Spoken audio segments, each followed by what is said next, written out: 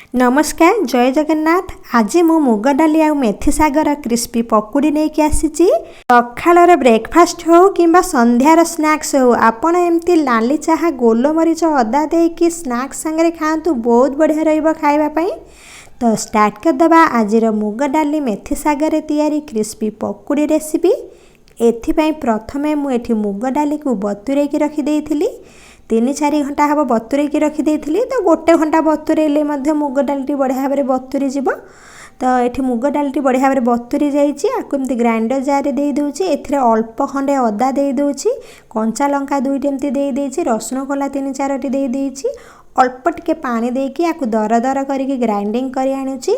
तो पूरा चिकन करके आकु एमती ग्राइंडिंग करू नाही, टिके दर दर करके एमती ग्राइंडिंग करी देइछि। आकु गोटे बड़ जगह को बाहर करी आनुची। तापर एठी मु मेथी साग किछि नै जाइछि। आर डेम्फ को एमती बाछि देइथिली, पत्र आ टिके कणिया डेम्फ नैछि। आकु धोई की एमती चुन चुन करके काटी के रखी देइथिली। आकु एथिरे दे दोछि, बेसी चुन चुन करके नाही, एमती 2 खंड करके काटी के रखिथिली। आकु एथिरे दे दोछि। आ गोटे गिना धनिया पत्र मध्ये एथिरे दे दोछि।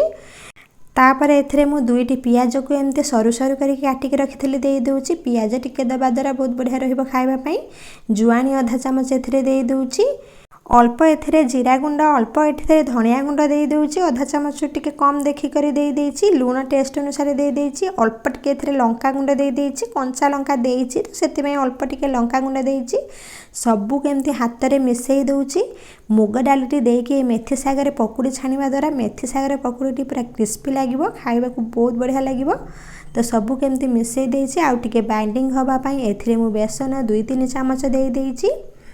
एमती गोटे गोटे चामच छिंची छिंची करके गोले दूची। तो जेतिकी दरकार आवश्यक तो से अनुसार बेसन को एथिरे दे दूची।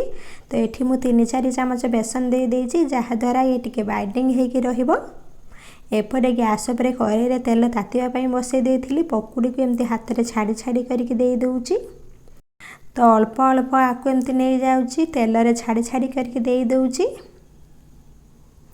तो जेतिकी जगह धरिची तो से अनुसार एमती पकुड़ी तक दे देइची।